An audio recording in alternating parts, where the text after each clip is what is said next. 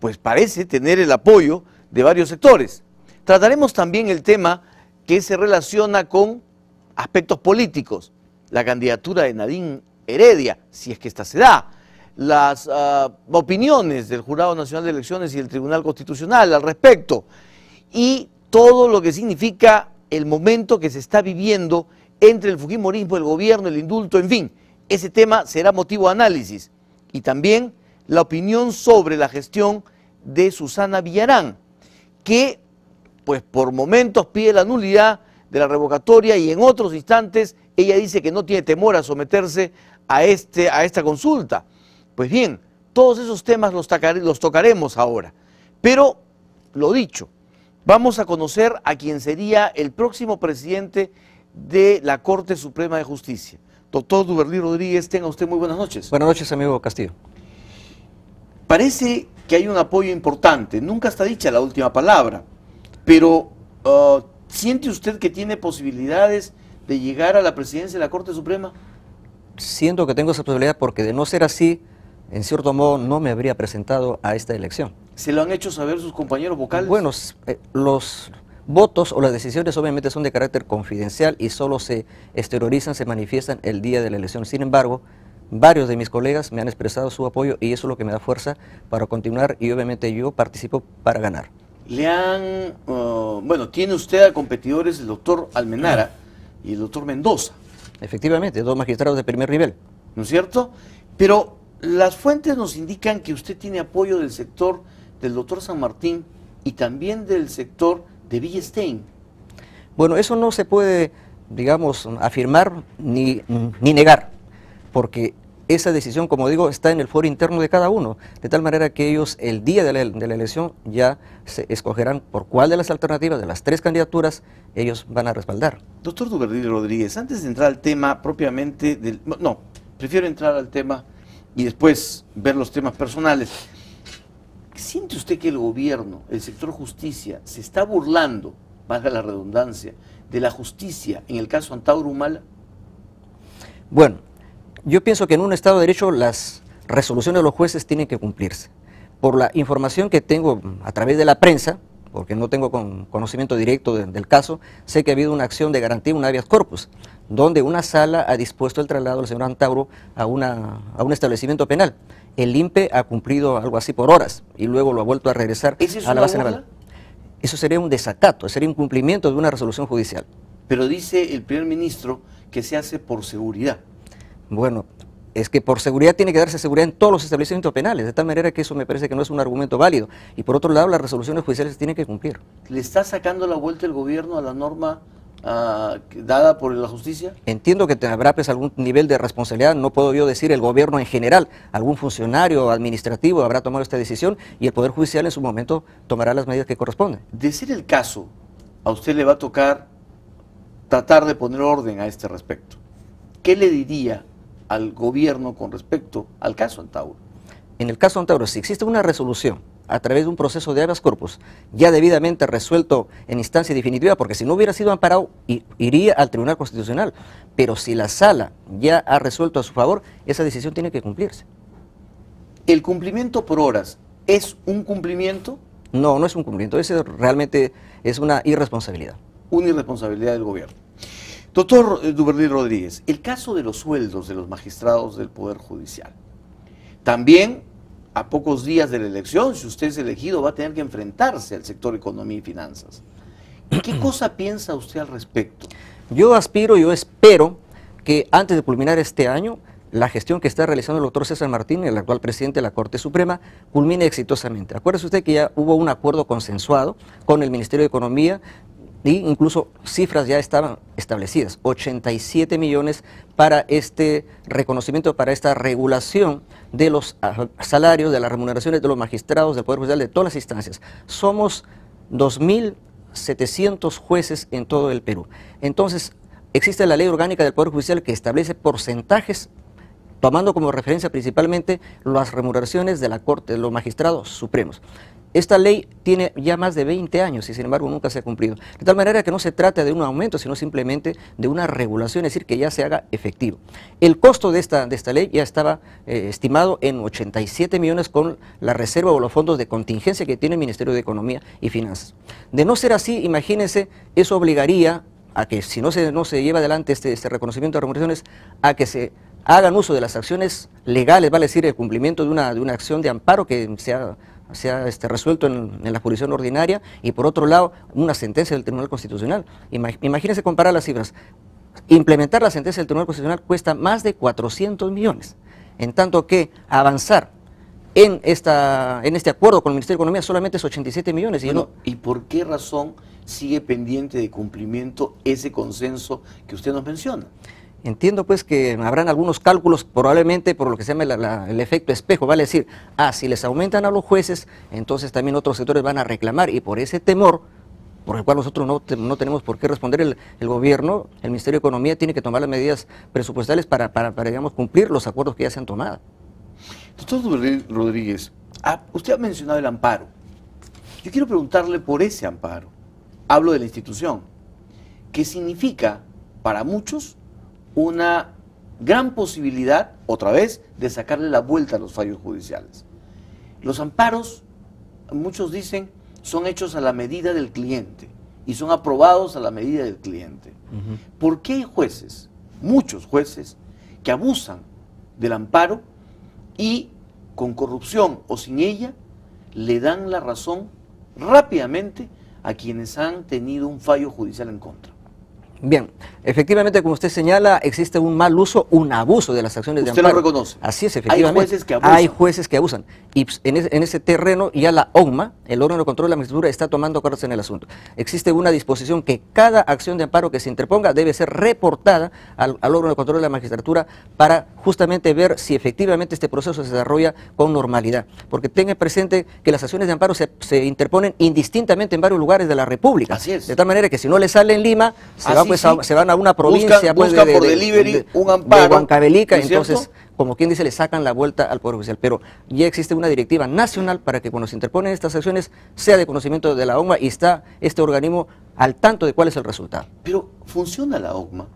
La ONMA sí funciona. Obviamente se necesita de darle más fuerza. Nosotros estamos planteando, y obviamente esto es un punto de vista unánime de los tres candidatos, de que tiene que implementarse una especialización de los magistrados que intervienen en el órgano disciplinario. Vale decir, tiene que haber una especialización en materia disciplinaria sancionadora, en derecho administrativo disciplinario, es decir, los jueces contralores. Existe ya un proyecto de ley presentado en el Congreso para que se cree la especialidad de jueces contralores, es decir, jueces que aparte, digamos, de sus conocimientos jurídicos en materia civil, penal, en fin, todas las especialidades que tenemos, pero si van a trabajar en la ONMA, en el órgano de control de la magistratura, tienen que conocer, obviamente, en derecho disciplinario sancionado. Muy bien, pero en el tema de los amparos, no solamente está, digamos, el tema de que se le saca la vuelta, sino está el acto mismo de corrupción, si lo hubiera, y parece que sí lo hay.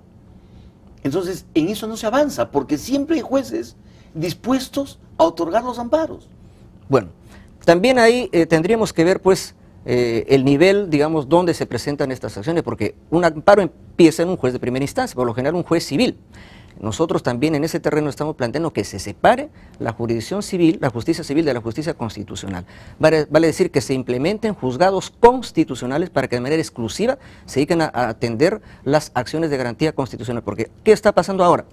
Un juez civil recibe una acción de amparo y simultáneamente recibe una demanda de divorcio, una demanda de cobro de soles, todo lo que es de competencia en materia civil. Y este juez no sabe cuál de esos procesos lo va a resolver y tiene que darle prioridad a la acción de amparo porque es una acción de urgencia, es de garantía constitucional. Entonces, este juez tiene un dilema que con cuál de los procesos él trabaja. Entonces nosotros creando la especialidad de la justicia constitucional, porque además el Código Procesal Constitucional así lo establece, que tiene que especializarse en la justicia constitucional, estamos planteando de que se creen juzgados constitucionales, salas constitucionales, y cuando estas salas no amparan, digamos, una demanda, obviamente se tiene ya la vía final, que es el Tribunal Constitucional. Doctor Rodríguez, ¿usted está de acuerdo en la creación de una sala nacional para ver los casos de los conflictos sociales? Bueno, no existe una sala nacional para conflictos sociales. Yo sé, pero lo que le estoy planteando es lo que ha dicho el primer ministro. En cada jurisdicción, Puno, Cajamarca, no se puede juzgar a quienes allí promueven acciones violentas por conflictos sociales. Ha dicho entonces, hay que traerlos aquí, a una sala nacional. Entonces, ¿es posible esto? ¿Está usted de acuerdo con eso? En ese terreno yo discrepo. En principio, siempre rige el principio del juez natural. Vale decir, el juez competente es el juez del lugar donde se cometió el delito. Esa es la regla. Excepcionalmente puede haber lo que se llama transferencia de competencia. Acuérdense, por ejemplo, que el caso de Antaurumala lo trajeron de Andahuaylas a Lima, a través de esa figura de la transferencia de competencia. El caso de Marco Arana y de Gregorio Santos se lo han llevado a Chiclayo. Así es. Y el del señor Moyo Huanca se lo llevaron a Ica. Pero eso tiene que ser una cosa excepcional. Nosotros planteamos que efectivamente tiene que haber una sala penal nacional, y ya existe la sala penal nacional para delitos de lesa humanidad, sobre todo para criminalidad organizada. Ahí en ese terreno sí es absolutamente necesario que exista la sala penal nacional, pero para conflictos que pudieran ser muy pasajeros, muy momentáneos, me parece que habría que ver y analizar en el momento oportuno. Pero la violencia por efectos de reclamos sociales fundados o no es también delitos graves contra la vida, por ejemplo, contra la propiedad. Sí, efectivamente, por eso le digo que una sala penal nacional no descarta la posibilidad de que se pueda transferir a su competencia, pero excepcionalmente. Pero entonces, en eso usted discrepa con el primer Claro, ministro. porque acuérdese, por ejemplo, el caso de Baguazo también fue un conflicto de mucha trascendencia, sin embargo no hubo transferencia de competencia. También el caso de Moquegua, también el Moqueguazo, también un conflicto, pero no hubo transferencia de competencia y los jueces aplicaron la ley y han procesado y han condenado a las personas encontradas responsables. ¿Y por qué cree entonces que el gobierno reclama este tipo de acción? Bueno, será su punto de vista, pero en la judicatura no necesariamente estamos de acuerdo. Y aprovecho, ¿usted está de acuerdo con la ley del negacionismo, el proyecto de ley del negacionismo? Bueno, sobre el particular, la Corte Suprema todavía no se ha pronunciado. Sé que el Poder Legislativo ha enviado al Poder Judicial para que digamos, una comisión encargada... Pero de lo que se conoce. De lo ¿Usted que se está conoce. de acuerdo? Bueno, la ley del negacionismo es cuando se pretende negar los delitos o los crímenes que cometió el terrorismo en el país. Sin embargo, yo pienso que por ahí podría haber un riesgo, sobre todo por el tema de libertad de prensa, y por tanto expreso mis reservas. ¿Usted cree que bastaría con la ley de apología del terrorismo? Yo creo que sí, lo que pasa es que no se está usando adecuadamente esta norma. Pero no lo usan los jueces. No, es que no... ¿Por qué? ¿Por miedo? No, es ¿Por no conocerla adecuadamente? No, yo pienso que el órgano que persigue es el Ministerio Público. Y en este caso no conozco yo de que haya acusaciones o procesos donde existan acusaciones por este tema de la ley de apología. Entonces la evidencia viene por la Fiscalía. Me imagino, porque es el órgano que persigue el delito. El juez solamente juzga. Y juzga lo que le plantea la Fiscalía. Así es, y sobre las pruebas que presente la Fiscalía. Muy bien, entonces, de presentarse el caso, ¿usted no estaría de acuerdo con una ley de negacionismo? Bueno, todavía no puedo decir yo de manera personal porque me tendría que sujetar... Pero expresa sus reservas. Expreso mis reservas, pero tendría que sujetar al acuerdo que tome la Corte Suprema. Antes de irnos a una pausa, pidiéndole permiso, usted ha sido señalado como un ex político que presentó un proyecto de ley para favorecer a una amnistía para los acusados y condenados por terrorismo en el año 1985. ¿Por qué presentó usted ese proyecto? Bueno, en principio no lo presenté yo. Fui uno de los que suscribió ese proyecto, que lo firmaron 44 diputados. ¿Por qué lo firmó usted? Porque en la bancada existía, obviamente, un acuerdo. Entonces, la propuesta era de que una gran cantidad de militantes de Izquierda Unida, organización en la cual yo militaba en aquella oportunidad. ¿Por Patria Roja? No, yo era militante de Izquierda Unida, yo no estaba militando en ninguna otra organización. Entonces, esta organización consideraba que existía una persecución política contra sus militantes, acusándolos falsamente de terroristas. Entonces, para resolver su situación, porque claramente en el artículo número 1 se dice que no estén comprometidos en ningún hecho de sangre, sin uso de explosivos, sin armas de fuego, vale decir aquellas personas que por sus ideas, es decir, porque los habían detenido con libros pues de Marx, de José Carlos Mariátegui. ¿De Miguel Guzmán? No, bueno, si fuera de Miguel Guzmán, obviamente que es una pertenencia ya a una organización terrorista, eso no tenía por qué obviamente incluirse dentro de este proyecto de amnistía. De la manera que ese proyecto no estaba orientado en ningún momento a beneficiar a ningún terrorista. Pero en esos tiempos, obviamente, quienes estaban detenidos tenían también relación, pero se dice que también usted incluía ahí a quienes habían hecho apología del terrorismo. No usted ya, el proyecto de la bancada. ¿Era así? No dice nada no señala ese tema. El proyecto señala más que nada para las personas que de manera equivocada habían sido sindicadas como que pertenecían a una organización subversiva, lo cual obviamente la gente de Izquierda Unida no estaba comprometida. Ahora, muchos de esos proyectos podían ser utilizados por quienes sí estaban realmente participando en acciones terroristas. ¿De alguna manera no le hacía el juego esto a Sendero? No, yo pienso que no. Descarto tajantemente esa posibilidad porque al final de cuentas, digamos, al momento de aprobarse la ley, si es que se hubiera aprobado, porque no se llegó a aprobar, obviamente se tendría que haber establecido tajantemente que donde existía una prueba de que una persona ha sido condenada con prueba suficiente como miembro de una organización terrorista, esta ley de amnistía no tenía por qué alcanzarle. ¿Y cuál es su posición con respecto al Movadef ahora? Mi posición es de rechazo total. ¿Total? Total, obviamente. ¿Y qué armas cree usted que debía utilizar el Estado para luchar contra el crecimiento del Movadef? Ya, en primer lugar, pienso que deben usarse armas políticas. Vale decir, tiene que a la juventud, al magisterio, a la población peruana, hacerle conocer los riesgos, el peligro que significa ideologías extremistas, violentistas, es decir, que son el sustento, por ejemplo, del Movadef. Pero por otro lado, adicionalmente también obviamente en normas jurídicas, por ejemplo, como el tema de los beneficios penitenciarios, digamos, endurecer cosas como esa, y yo pienso que el Estado puede dar una respuesta global para evitar que pueda, digamos, crecer fenómenos como el que me está señalando. ¿Está usted de acuerdo con proscribir al Movadef? Bueno, si el Movadef es una organización que reivindica el pensamiento, Gonzalo, y de hecho lo es. Entonces obviamente tiene que ser proscrito digamos, de toda posibilidad de incorporarse a la vida política nacional. Y por otra parte, se está haciendo investigaciones que parece generar la relación entre el Movadef y Artemio o Abimael Guzmán. ¿Esto para usted es motivo suficiente para investigación y detención de los miembros del Movadef? Bueno, en primer lugar tiene que haber una investigación, claro, y esa investigación corre a cargo del Ministerio Público, y si ellos lograran encontrar que efectivamente existe una vinculación orgánica, por ejemplo financiamiento, entonces obviamente sí habrían indicios suficientes para poder, digamos, procesar penalmente a estas personas. Le pido permiso, doctor Duberly Rodríguez, para una pausa, regresamos. Gracias. Estamos conversando con un aspirante a la Corte Suprema de Justicia de la República, el doctor Duberly Rodríguez. Volvemos. Bien, estamos de vuelta. Y, doctor, usted pertenece a la sala penal, la que dio el fallo que reducía la pena al Grupo Colina. Yo pertenezco a la sala penal permanente, pero no he integrado la sala que se ha encargado de revisar este fallo. Muy bien. ¿Está usted de acuerdo con ese fallo?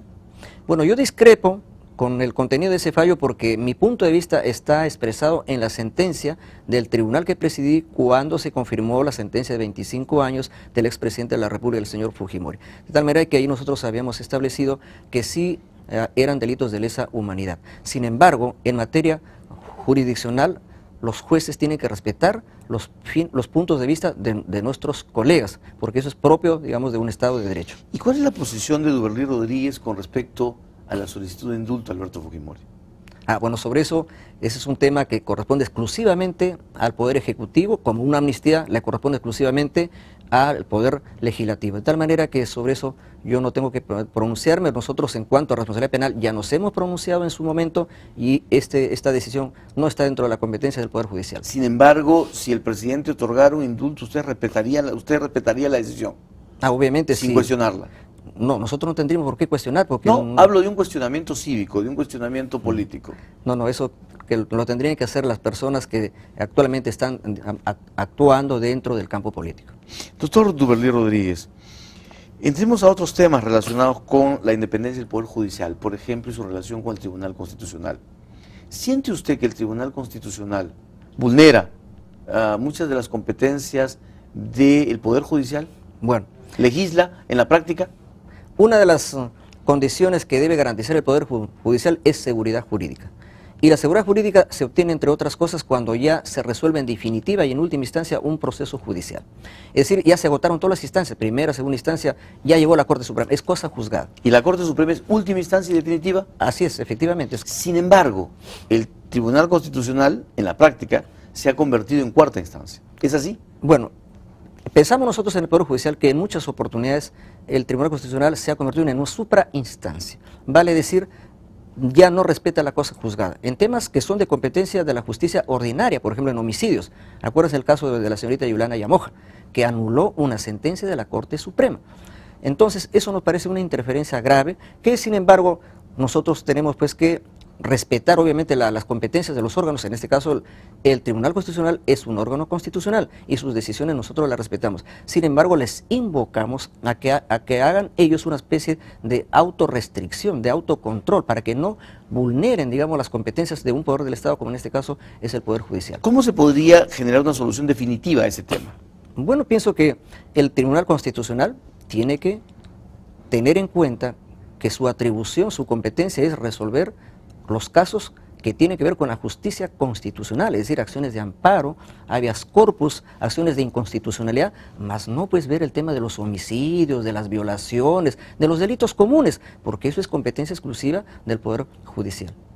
Doctor Duverly Rodríguez, otro tema está relacionado con los temas económicos que ve también el Poder Judicial y parece no estar debidamente preparado para esto. Temas de defraudación tributaria, por ejemplo. ¿Por qué no hay ninguna persona que haya evadido impuestos presa? ¿Por qué razón? Bueno, es que no haya personas que estén presas, no podría... ¿Por qué no hay una condena? ¿Por qué no podría? No, sí, pero no hay ninguna persona presa por delito de evasión tributaria. Por delito tributario sí hay personas condenadas. Ahora no tengo la estadística en este momento para decirle cuántas personas son condenadas o si ¿Falta están especialización en juzgados comerciales o en temas tributarios? ¿En los jueces falta conocimiento, falta experiencia para poder dictar sentencias o llevar juicios de esta naturaleza? No, yo creo que los jueces están preparados para ello. En la justicia comercial, por ejemplo, acá en Lima se está implementando de manera exitosa, porque esa justicia se modernizó incluso a raíz del tema de la firma de los tratados de libre comercio, de los TLC, de tal manera que existen juzgados y salas comerciales que están trabajando de manera adecuada en la ejecución de garantías, etcétera, etcétera, y entonces yo pienso que esa es una seguridad o es un aliciente para que marche exitosamente este tema de la justicia comercial. Ahora, en otros delitos como delitos tributarios, delitos aduaneros, los jueces están procesando estos temas, pero por ahí el tema no viene por el Poder Judicial, el tema viene por el tema de la prueba, y la prueba no la presenta el Poder Judicial, la prueba la tiene que presentar, por ejemplo, la Contraloría General de la República o la tiene que presentar el Ministerio Público. Son ellos los que tienen que contar con los peritos, con los organismos técnicos especializados para que puedan presentar las pruebas suficientes que luego el Poder Judicial las va a valorar y obviamente seguramente va a terminar con una condena. ¿Y usted siente que el Poder Judicial tiene una buena relación con la Fiscalía? Sí, tiene buena relación con la Fiscalía. El señor Fiscal de la Nación, el doctor José Antonio Peláez Verdales, está en constante... Sin embargo, le escucho ya dos críticas a la Fiscalía, como que no están preparados para darle a los jueces el soporte suficiente de una investigación para poder condenar adecuadamente. Bueno, lo que digo es una apreciación genérica. Si el Ministerio Público, que es el dueño de la investigación, que es el órgano acusador, no presenta las pruebas suficientes para una condena, lamentablemente el Poder Judicial no va a poder condenar, porque el Poder Judicial tiene que ir más allá de toda duda razonable sobre la culpabilidad de un procesado. Entonces, quien tiene que construir la responsabilidad de un procesado es el Ministerio Público. La carga de la prueba le pertenece al Ministerio Público y no al Poder Judicial. De tal manera que si el Ministerio Público no tiene, digamos, el apoyo, no tiene los órganos pertinentes para construir bien un caso, probablemente va a fracasar en su pretensión punitiva. Pero como le digo, yo creo que todo eso se está mejorando. El Ministerio Público, por ejemplo, está mejorando sus relaciones con la policía. Ya existen fiscales especializados en diferentes delitos. La policía también se está especializando. El Poder Judicial también está haciendo lo mismo y yo creo que eso va a redundar en una mejora en la administración de justicia. Temas laborales también están ahí pendientes, muchos en el Poder Judicial. Bueno, sobre el particular ya tenemos una reforma en marcha. La nueva Ley Procesal de Trabajo ya se ha comenzado a implementar desde el año pasado y este proceso está resultando también exitoso. No va a durar más allá de 6 meses el proceso laboral, la nueva Ley Procesal del Trabajo, porque todo se reduce a la oralidad. Se convoca una audiencia de conciliación, es decir, el éxito de esta reforma está en la conciliación, y si no conciliaran las partes, recién se va a una audiencia de juzgamiento. ¿Es usted partidario de la estabilidad laboral? Claro que sí. ¿Permanente? Bueno, sobre el particular, últimamente pues hay mucha flexibilización en el tema de la estabilidad laboral. ¿Y cuál es su posición? Yo pienso que deben darse mayores garantías a los trabajadores para su estabilidad, pero eso no significa pues la compra de un puesto de trabajo. Si hay causales de despido que están expresamente previstas, el trabajador pues podrá ser ¿Está despedido. usted de acuerdo con el despido arbitrario, por ejemplo? Obviamente que no. No. Claro que no. ¿Por qué? Porque es arbitrario precisamente, no está justificado. Tiene que haber una causal para todo despido. Se ha puesto en tela de juicio también el tema de la flexibilidad laboral que existe para la exportación, en el régimen de la agroexportación, ¿no es cierto? Ahí, ¿cuál es su posición? Bueno, en el tema pues de los tratados de libre comercio y todos los tratados internacionales que tenemos, obviamente se ha flexibilizado mucho el tema de la estabilidad laboral. Pienso que eso en algún momento tendrá que revisarse porque en base, digamos, a esa excesiva flexibilización, o sea, muchas veces se vulneran derechos de los trabajadores. Sin embargo, son procesos que tienen estrecha relación con, por ejemplo, en la agricultura, temas estacionales. ¿Cómo hacer en ese caso sin perjudicar la economía de las empresas? Bueno, pues me imagino que en los contratos se establecerán las cláusulas pertinentes para, en razones de fuerza mayor, pues haya más flexibilización. Dos temas finales. Uno, la corrupción al interior del Poder Judicial. ¿Se ha avanzado, honestamente, en la lucha contra la corrupción? Sí, Sí. claro. La OMA está trabajando muy intensamente en este terreno. Esto también a nivel de las Cortes se cuenta con los órganos descentralizados, las oficinas distritales de control de la magistratura, las ODEGMA. La OMA ha presentado gran cantidad de pedidos de destitución al Consejo Nacional de la Magistratura y se han destituido a jueces que han sido, digamos, encontrados responsables de inconducta funcional, de tal manera que ahí no existe mano blanda. El Poder Judicial está cumpliendo con procesar y con castigar a los jueces que desprestigian a un poder del Estado. Y lo segundo es, la relación con el Poder Ejecutivo, ¿cómo la encuentra usted en este momento? ¿Cuál es, cree usted, la actitud del Poder Ejecutivo para con el Poder Judicial?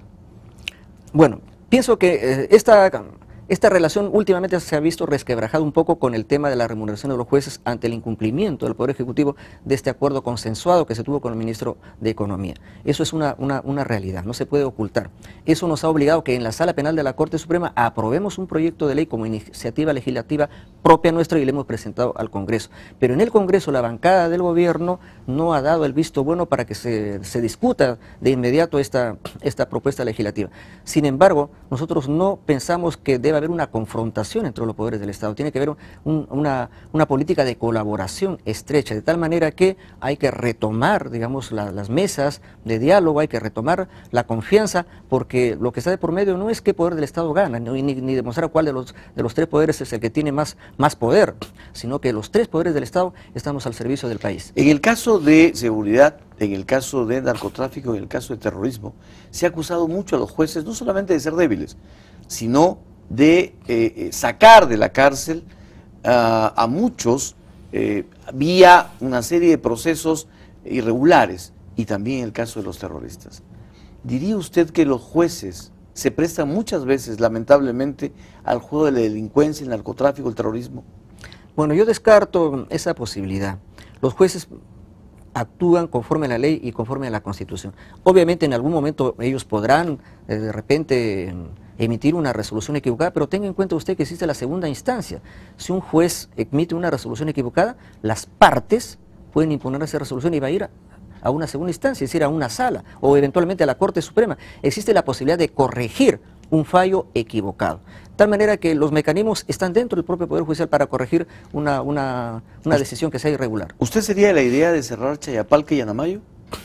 Bueno, he tomado conocimiento que la Comisión, digamos, contra la Tortura de la Organización de las Naciones Unidas de la ONU ha puesto reparaciones, observaciones al funcionamiento de estos penales. Yo pienso que ahí el Poder Ejecutivo tendrá que dar una respuesta obviamente adecuada, porque en el caso, por ejemplo, del penal que está cerca de Juliaca, es un penal que está dentro de los parámetros normales, porque ahí vive población. Tal vez podría tener algo de justificación el penal de Chayapalca, que es el que está pues a más de 4.000 metros de altura, obviamente donde hasta los propios carceleros y los propios policías que están a cargo, me imagino que se sentirán, digamos, bastante incómodo, ¿no? Doctor Duvalín Rodríguez, muchísimas gracias por su presencia esta noche. Gracias a usted. Veremos a ver qué ocurre. Son 3 los candidatos, solo uno será el presidente. Gracias a usted. Muy amable. Volvemos, amigos, para conversar sobre la eventual posible candidatura de Nadine Heredia.